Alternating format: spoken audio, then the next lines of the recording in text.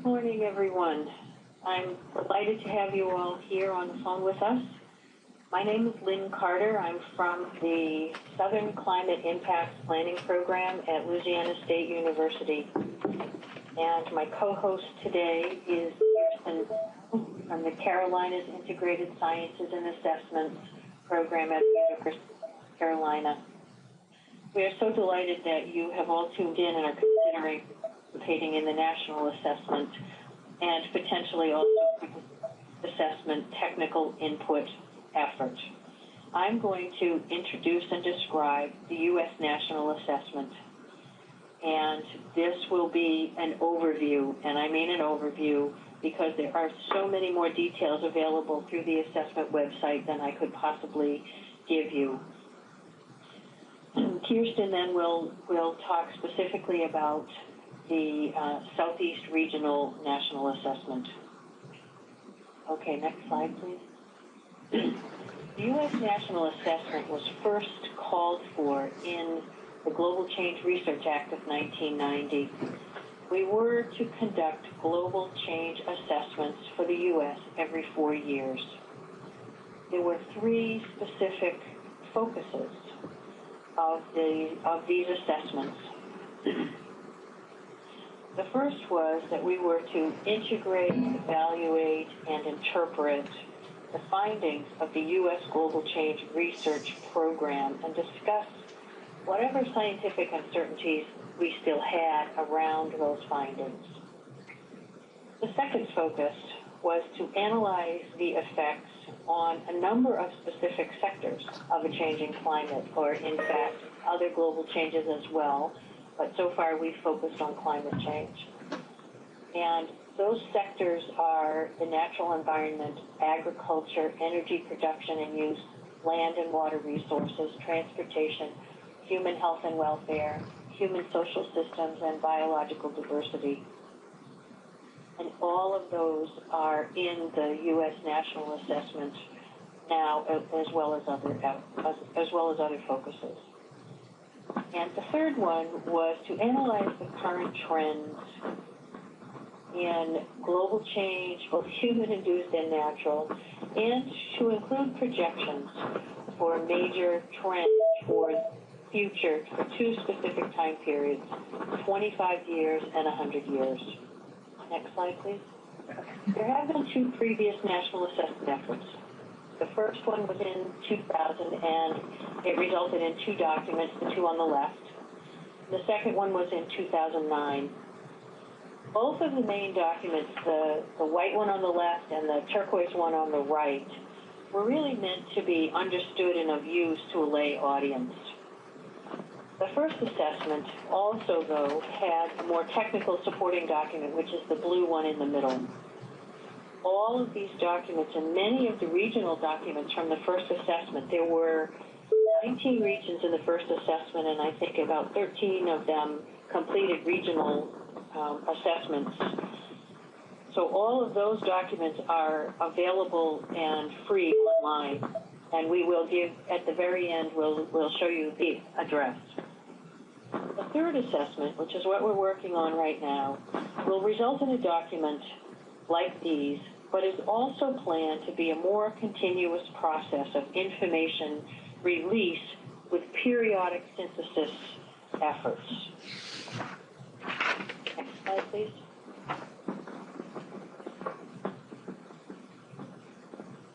There are 7 objectives of this assessment process, and I really want to emphasize process because this is something a bit different from the other two assessment efforts.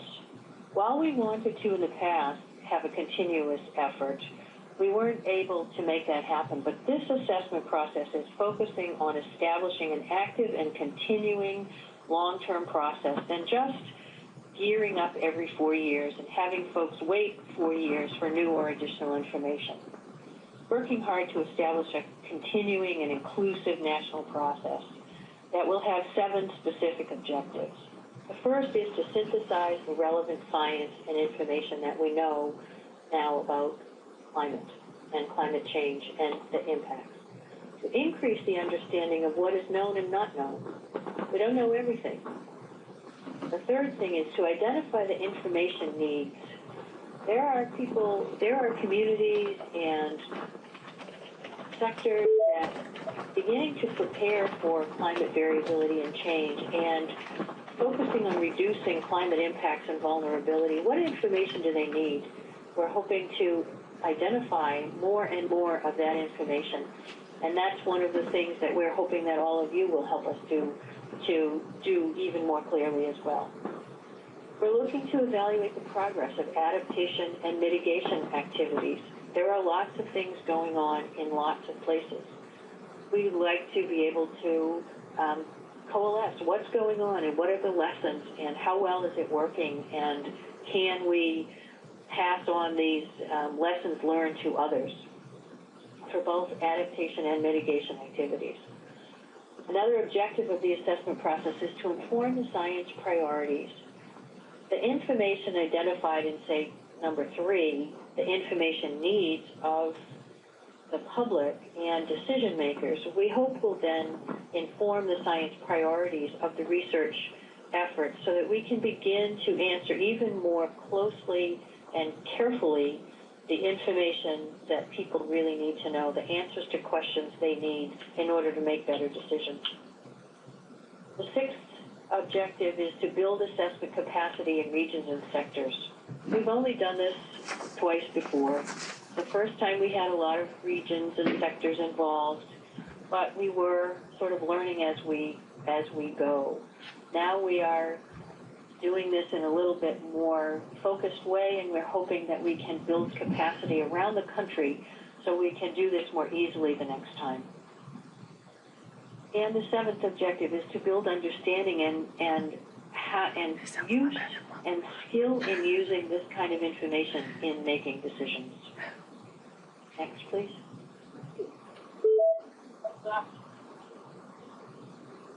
The current national climate assessment has a number of features in it. The sustainable process, which I've mentioned, will include multiple products over time and not just things every 4 years. There is a central coordination office, but we are looking for multiple partners around the country to keep the process moving and to reach out to even more, we hope, participants. It's including new topics, not just the information that's required in the act that I identified at the beginning, but many of the new topics are cross-sectoral studies. For example, something maybe like energy, temperature, and water nexus, and how do they come together and make things easier or more difficult for communities. We're developing a matrix of indicators that we hope can be consistently across the country so we can decide if things are actually changing and if they are, how, and if what we are doing is working or not. We're looking to build regional and sectoral networks and capacity among all of those networks. So if you are involved or have a variety of people that are involved in the work that you are doing as a state agency, we're hoping that you might be willing to reach out to those networks and encourage those folks to become more involved in this process. We're recognizing that there's an international context to climate change efforts and work that's going on and impacts. And that really has not been a focus of the U.S. national assessment in the past, but it will be this time. We're looking to identify some of the adaptation and mitigation policy options that might help us to adjust and prepare for what's here and what's coming more easily. We're planning to identify tools that are available for decision support. There are lots of tools that are web-based that not everyone knows about, so they will be identified in the national assessment. And we have held numerous process workshops to establish methodologies of how we can address a variety of these issues and developing understanding of assessment processes. Next, please.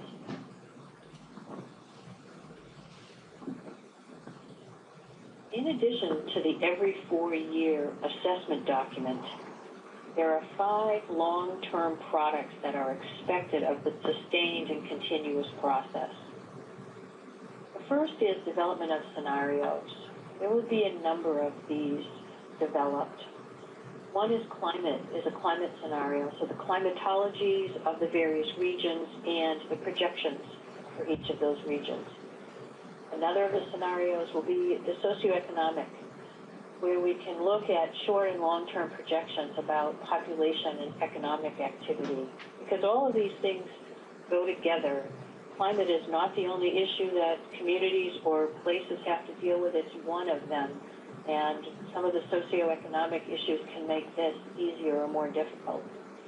Sea level rise is a scenario that is important because it will provide general guidance for translating a global sea level rise rate to regional applications. As we all know, sea level is actually how you experience it depends on where you are and what's going on with the land that you're on. And then finally, there'll be a land use scenario developed, and that will be based upon existing work from USGS and the Forest Service. We're working on some place-based scenario planning exercises, the development of some topical products, a climate portal. The climate portal, we are hoping, will be a one shop where people can go climate.gov and be led to climate information that's been developed by a variety of agencies. So we don't have to go first to Fish and Wildlife Service and then to USGS and then to NOAA. We'll be able to get everything through the climate portal. And finally, another long-term product and sustained product of this national climate assessment process, we believe, is a developing coordination effort based in the regions to offer climate science information and services, identify who's doing what and what kinds of information can they provide to the region and regional decision makers. Next, please. So what's the timeline look like, and what do I mean by a sustained national climate assessment process?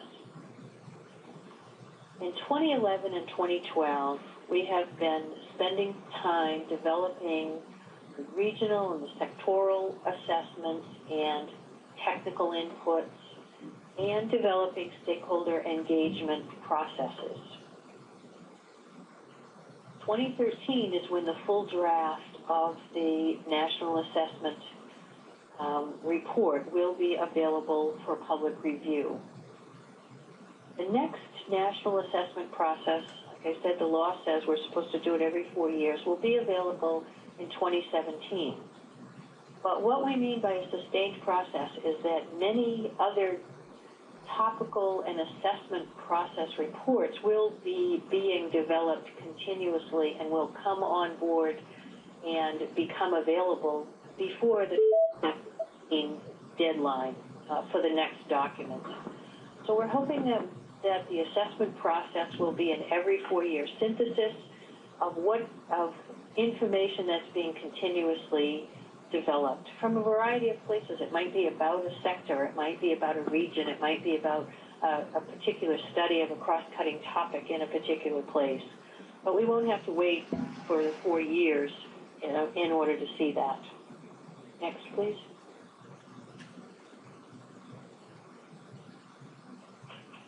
What's the information flow in the national assessment process look like? And from our perspective in the Southeast, where do we fit?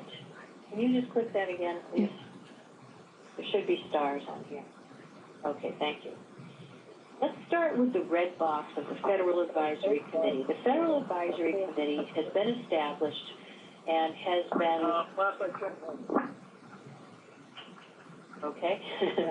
The Federal Advisory Committee has been established for some while.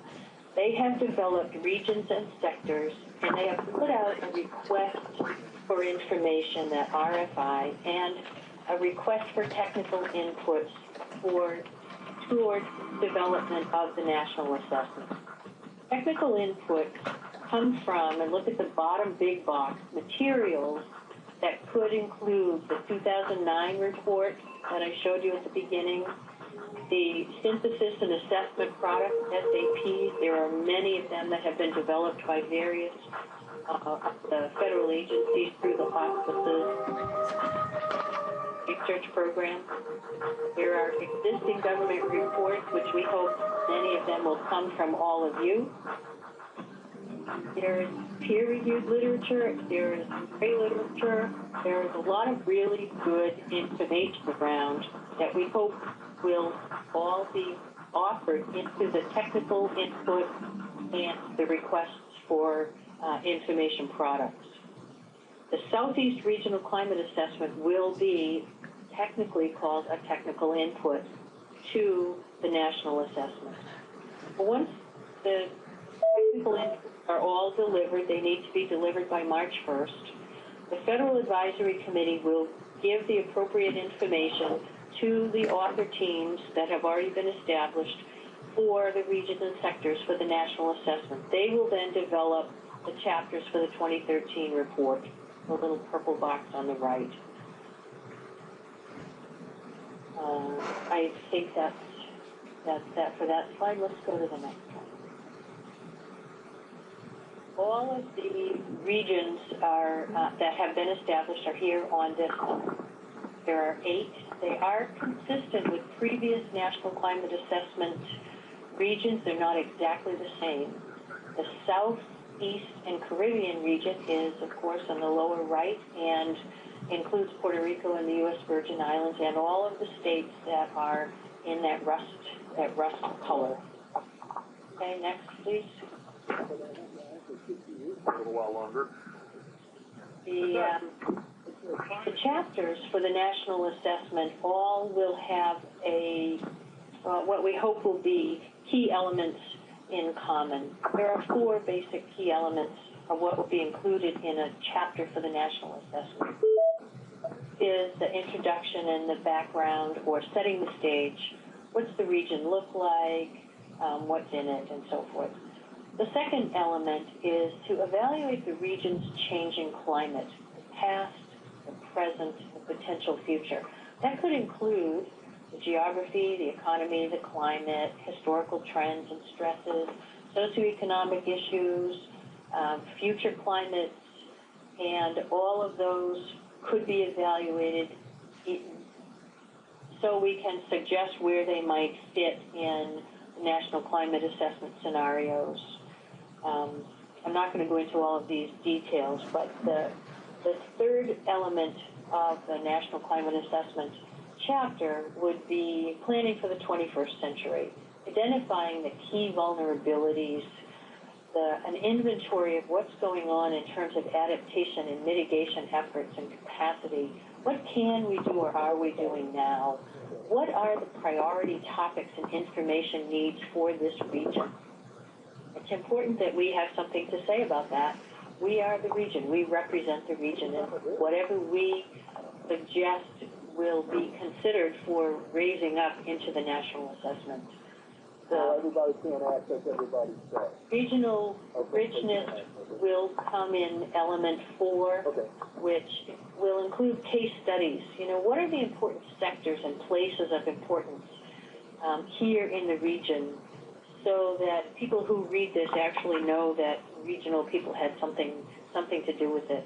And each of these regional case studies and descriptions, sort of a regional richness, will be unique, and we hope we will be able to focus clearly on what is of most concern to people in each of the regions. I believe I have now given you a quick overview of what will be included in the national assessment. I'm going to turn this over now to Kirsten Dow to talk about the Southeast Climate Assessment and what will become the technical input to the national assessment from this region. Kirsten? Hello, thank you all for joining us. We're looking forward to the process of bringing together the Southeast Regional Assessment. The slide you have on your screens right now shows you the basic assessment outline. This is going to be, if you would advance the slide once, this is going to be a larger report that will be the basis to the chapter that Lynn was describing. And in the process of doing this, we've identified 14 chapters that will be a regional resource. We will include a regional climatology and new climate projections for the Southeast. This chapter is being led by Chip Conrad, the director of the Southeast Regional Climate Center, and it is taking a nationally consistent template of understanding future climates and augmenting it with information about the climate processes and understanding of specific issues in the Southeast. So it's going to be a very useful resource for us. We'll also have chapters on agriculture impacts and sensitivities, a chapter on the built environment where we'll deal with many of the sea level rise related issues, as well as heat stress to some extent. We'll look at the energy concerns of the Southeast, other key natural resource areas, the human health considerations that are important for us, recognize that we host many of the most important ports in the region and key transportation systems. Those will be identified as well.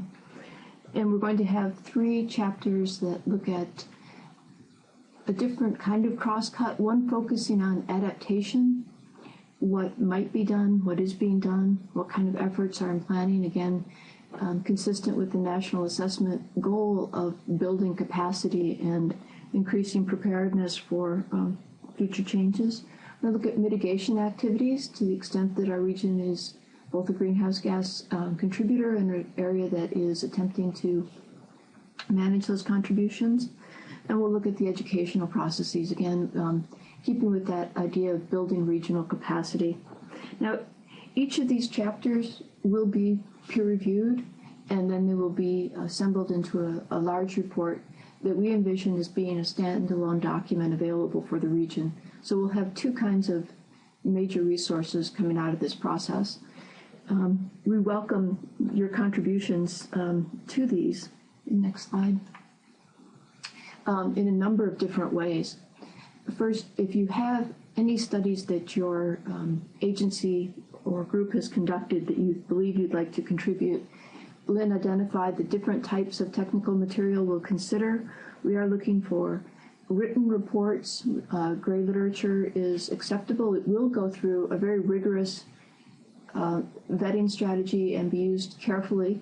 As you know, the National Climate Assessment and all climate-related work needs to places a premium on transparency. So we will be asking, if you want to provide case studies, that you share the PDF so that anyone who wants to look at the basis for any statements made, any scientific report, can go to the original documents. Now, if your agency has done impact studies, vulnerability studies, if you've taken on mitigation activities that you'd like to share, worked in any of the chapter areas that I mentioned, we'd be happy to have those examples and incorporate that into the analysis. We'd also be willing to connect you to the chapter lead authors so that you can talk with them about the work and learn more about what's currently in that chapter. If you like, our emails are on the screen, so we'd be happy to hear from you. Next slide. One way we thought might facilitate this and make it easy for people would be to offer sort of a web-based way of providing contributions so that you can give us information on how to access reports for the database, whether these are, again, on mitigation, impact, or adaptation studies. The website there is a link to a tool called SurveyMonkey. You go to a page like this with a welcome from Lynn and I, and there'll be quick boxes for you to provide bibliographic information and a little bit of background on those studies. So it should be fairly straightforward. That'll go directly to us and make it, I hope, easy to contribute those case studies. And the next slide, we're particularly interested in looking for some detail on, well, Lynn and I are leading the chapter on adaptation. So in addition to facilitating sharing of information on all those other topics, we wanted to ask you for your support and contributions around adaptation. And we'll put together sort of a checklist that will allow us, we hope, to come up with an inventory that is comparable in the kinds of details we have, with some really basic questions about adaptation: who, what, when, where, why, how, basically. But to understand the scope of efforts in the Southeast, what kind of climate concern are people adapting to? Where is that taking place? Is the form of adaptation about new policies, purchasing land, building human resource capacity, education? What's the adaptation strategy that people are considering or implementing? I'd like to know who's involved with guiding that, as well as who's actually doing the acting. Who's going to be involved in the proposed changes? Is it a building code? Are we looking at changes in conservation management? Any of those kinds of options, to know what kinds of partnerships existing. Again, thinking towards that national assessment goal of what's working and what can be supported by a broader process. And then what is the time frame? In an initial writers' meeting, it seemed that there's a number of things that are emerging but not yet complete. And so I encourage you to provide information on things that are being planned or that are in progress, as well as the things that are completed. We want to catch a snapshot of where we are so we can support things that are emerging. And as I said, there's a reminder on the bottom, we do need those PDFs so that we can maintain a very transparent process. Next slide. This is the Southeast Regional Assessment Leadership Committee. It's a large committee and a small committee at the same time for a complicated region. We have involved people from a variety of federal agencies and state agencies representing all the states and the regions to the extent that's possible, as well as the sectors. And many of these people are the lead authors, and if they're not lead authors, they're involved in the chapters that match their expertise. This is our timeline. Lynn gave you a sense of the broader national timeline. Ours kicked off in September with the first writing workshop, and we had about 90 participants there. Right now, writing is beginning. Additional authors are being recruited for case studies and conversations like this one. But the timeline is relatively tight to meet the goal of the National Climate Assessment. We're looking for all technical inputs to be considered by chapter lead authors to be received by November 23rd, right around the corner, but before Thanksgiving, so it's not something you have to worry about, have it hanging over your head while you're enjoying the holiday. We will be preparing the chapters in December and circulating those chapters for peer review in January. That's another opportunity to contribute if you'd like as a peer reviewer of a chapter in your area of interest. Our goal is to have those reviews take place relatively quickly and make the revisions, have a report available to the National Climate Assessment Committee on March 1st to meet those deadlines. As Lynn said, there's a great deal more information about the National Climate Assessment, and that is available at their website there, assessment.globalchange.gov, pretty easy to remember. And of course, you can contact any of us. My contact information, Lynn is there, as well as Keith Ingram, who is our partner in this effort. He's the coordinator of the Southeast Climate Consortium and another important resource for the region.